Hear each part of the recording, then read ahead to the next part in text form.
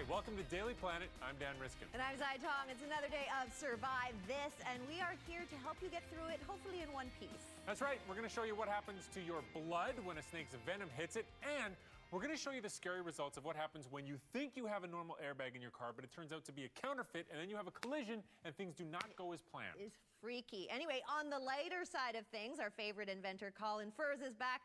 We're going to check out the world's fastest baby stroller. It's a doozy. It's really funny. But anyway, before we do that, crash testing cars. We've all seen the high-speed crashes with the test dummies, and it's always into a wall because that's really good if you want to do the same crash over and over and over at different speeds, different cars.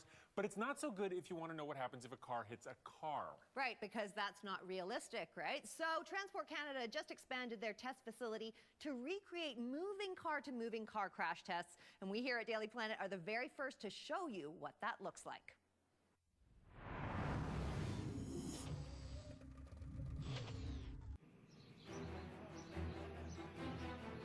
It's a beautiful day in Blainville, Quebec, for a head-to-head crash test. It's a crash that's never been seen on TV. And this intense-looking man is in charge of making sure it all runs perfectly. All that work could take, let's say, a few days. And for, let's say, 200 milliseconds, the crash will happen on... Alain Brussière heads the company running the test. I think we saved lives. He's also meticulous about checking every little thing himself. That will worthy the effort. Normally, test vehicles are crashed into a solid barrier. That's because it's easier to replicate over and over. It's a regulatory test. Everyone has to pass the same test, so it must be the same for everyone. In research, we have a little bit more latitude when we try to understand what happens to the occupants. We want to look at what happens when these two vehicles come together, the amount of crush, and the motion of the vehicles after the crash. Alain's client is the Canadian government. Suzanne Tilco is their leader on crash testing. The intention really is to understand what happens during a crash and how best to protect people. She wants to make sure that everyone who rides in a car is as safe as humanly possible.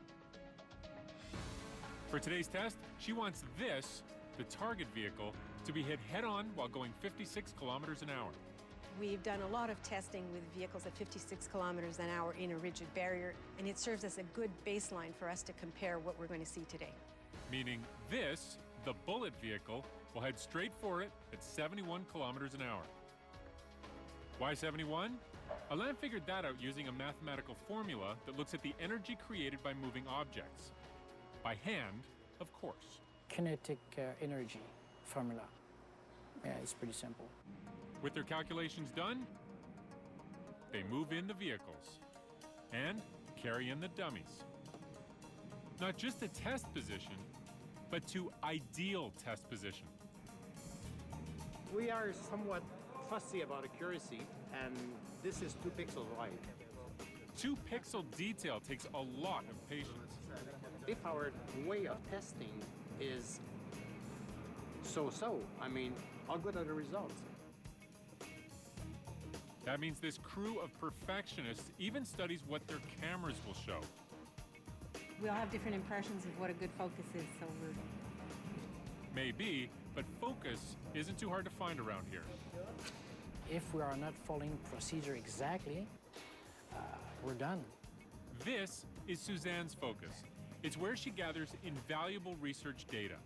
In the back, we've got the data acquisition boxes, so all of the instrumentations that are in the dummy are fed into these boxes. So immediately after the crash, we're going to download the information. For Alain, speed and timing all hinge on this, the trolley that hurls the cars toward each other. During the launch, they will tow the vehicle like this, and at the impact point, we'll stop the trolley, and the vehicle will continue to travel in free run like this, and after that, it will unhook itself like this, just prior to impact. Both cars need exactly 1 meter of free run. Any more, and they would slow down too much. Any less, and they could hit while still tethered, giving a false result. It means both cars must release at precisely the right spot. The crash branch is very critical. Upstairs in the control room, all the data are plugged into a program. I need to input the speed, the weight of the vehicle, and the position so we can hit at the right spot. Something that can be a bit nerve-wracking. Yeah, kind of. For now, though, Attention! just a test of the track the cars will run on. That's okay. It's a long preparation, but you never know. But preparation time is up. Escape routes are opened and marked. Attention! The countdown begins. 5, 4, 3, 2, 1.